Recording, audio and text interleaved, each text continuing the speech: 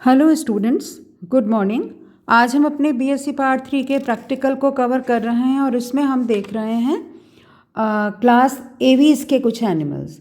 Class Aves में आपको पता है समस्त पक्षी आते हैं और इनका मुख्य लक्षण जो है, इनको सबसे पहले तो इन्हें दो सब क्लासेस में बांटा गया है, आर्कियोऑर्निथीज और नियोऑर्निथीज।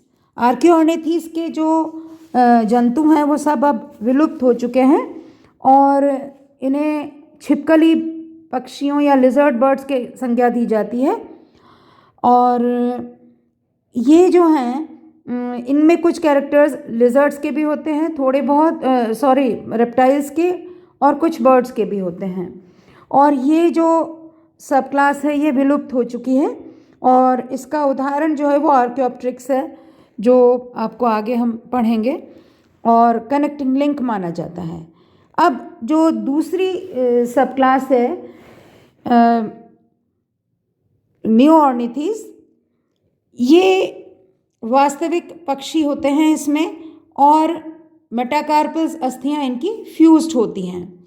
पश्चपाद की दूसरी उंगली जो है वो सबसे बड़ी होती है और इनको फिर चार सुपर क्लासेस में सुपर ऑर्डर्स में बांटा गया है और फिर उनको ऑर्डर्स में बांटा गया है। ये सब थियोरेटिकल बातें हैं, हम लोग प्रैक्टिकल से रिलेटेड बात कर रहे हैं। तो हमारा जो पहला एनिमल है वो है आर्कियोप्टेरिक्स। इसका अगर अपन वर्गीकरण देखें तो ये phylum Chordata, group Craniata, sub phylum Vertebrata, division Gnathostomata, super class Tetrapoda, class Aves जिसमें फेदर्स पूरे शरीर पे पाए जाते हैं और 4 लिम्स जो हैं वो उड़ान के लिए विभेदित होते हैं। प्रायः 4 उंगली युक्त पश्चपाद होता है बाइपेडल लोकोमोशन के लिए। और इसकी सब क्लास है आर्कियोऑर्निथीज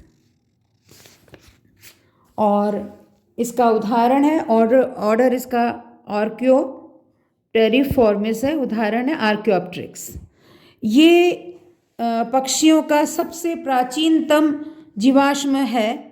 जैसा कि मैं पहले बता चुकी हूँ, ये सब विलुप्त हो चुके हैं और ये जीवाश्म जर्मनी में जुरासिक पीरियड, अपर जुरासिक पीरियड के लाइमस्टोन की पट्टियों में पाया गया था और केवल 2 जीवाश्म मिले हैं। ये संयोजी कड़ी माना जाता है रेप्टाइल्स और बर्ड्स के बीच में। उदाहरण के लिए इसका अंतःकंकाल मुख्यतः रेप्टाइल्स के प्रकार का था। देखने में ये क्रो के परिमाण का प्रारूपी पक्षी लगता है, आपको चित्र में दिखाई पड़ रहा है। शीर्ष एवं ग्रीवा को छोड़कर पूरी देह पंखों से ढकी रहती है, फेदर्स से ढकी रहती है। अग्रपाद पंखों में विभेदित थे और उड़ने में उपयुक्त थे, किंतु साथ ही अग्रपादों पर नखरयुक्त 3 स्वतंत्र उंगलियां भी पाई जाती थीं। जॉस पर एक थिकोडोंट टीथ थे, लंबी पूंछ, 13 स्वतंत्र क्वाड्रल वर्टिब्री जिसमें थी, पाइगोस्टाइल का अभाव था और अन्य पक्षियों की तरह यह भी एक वार्म ब्लडेड जंतु था, किंतु इसके मस्तिष्क की बनावट रेप्टाइल्स की तरह थी। इसमें वास्तविक उड़ान की क्षमता नहीं थी, किंतु जंगलों में ये एक वृक्ष से दूसरे वृक्ष तक ग्लाइड या विसर्पण करने में सक्षम था। अब क्लास एवीज का दूसरा जंतु है हमारे पास शुतुरमुर्ग या ऑस्ट्रिच। इसकी क्लास एवीज है, सब क्लास नियोऑर्निथीज है।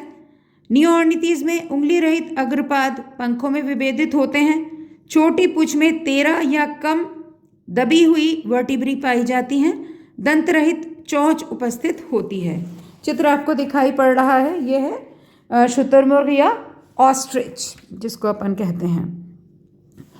ये जो है सदस्य, ये सुपर ऑर्डर रेटेटी का सदस्य है और ऑर्डर इसका है स्ट्रूथियोफॉर्मीज और जीनस है इसका स्ट्रूथियो। शुतुरमुर्ग जो है वो विश्व का सबसे विशालकाय जीवित प्राणी है और अफ्रीका और अरब देशों में ये ग्रुप्स में बनाए हुए मिलता है और ऊंचाई इसकी लगभग 2 मीटर होती है और वज़न इसका लगभग 100 किलो तक होता है। ये शीर्ष छोटा होता है और नेत्र बड़े होते हैं नेक जो है वो ज़्यादा लंबी होती है, पिंक कलर की होती है। शीर्ष और ग्रीवा पर फेदर्स बहुत कम या छितरे हुए से होते हैं। टांगें इसकी लंबी और मजबूत होती हैं और उस पे फेदर्स का अभाव होता है, पिच्छों का अभाव होता है।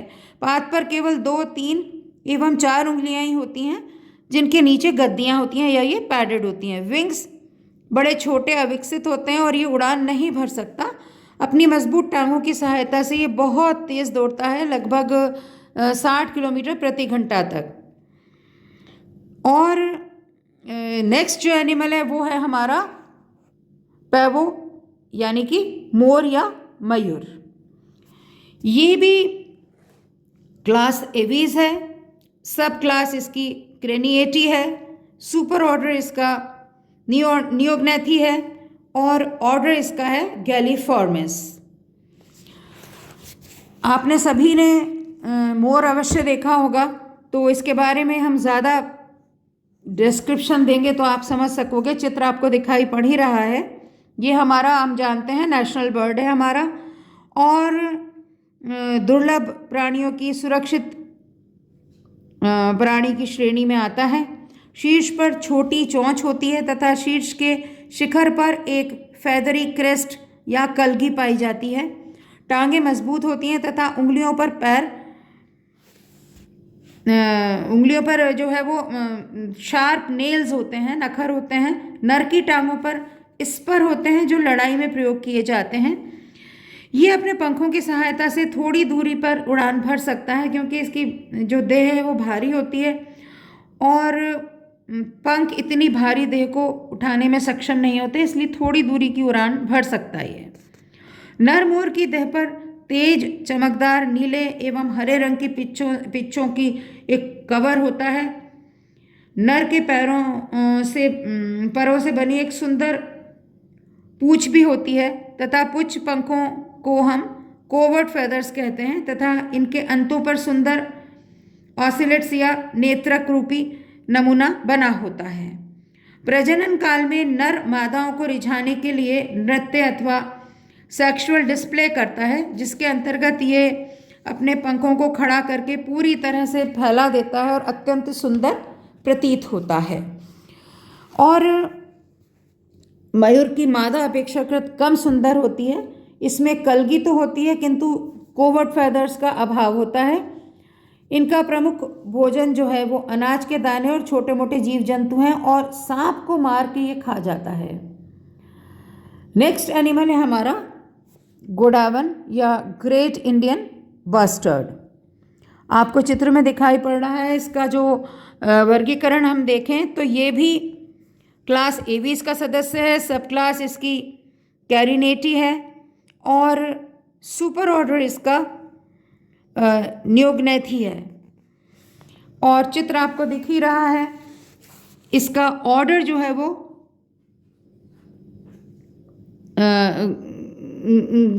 ग्रुइफॉर्मिस है और जीनस इसका है कोरियोटिस।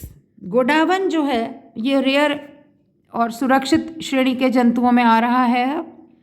राजस्थान का ये स्टेट बर्ड है, स्टेट पक्षी है, ग्रेट इंडियन बस्टर्ड।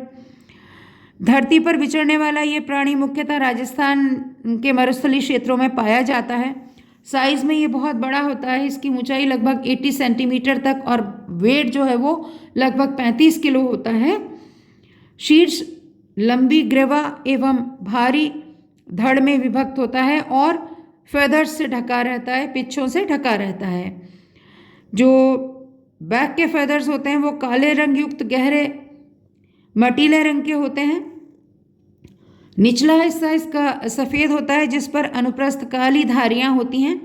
नेक जो है वो सफ़ेद होती है किंतु शीर्ष का शिखरीय क्षेत्र काला होता है।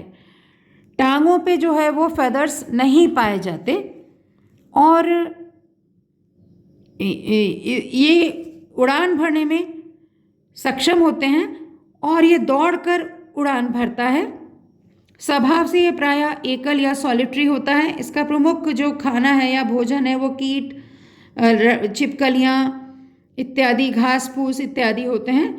इसके शिकार पर मानव ने इतना किया है कि ये लगभग विलुप्त श्रेणी में आ गया है और एक संरक्षित पक्षी माना जा रहा है और इसका मारना कानूनी अपराध है। थैंक यू स्टूडेंट्स, धन्यवाद।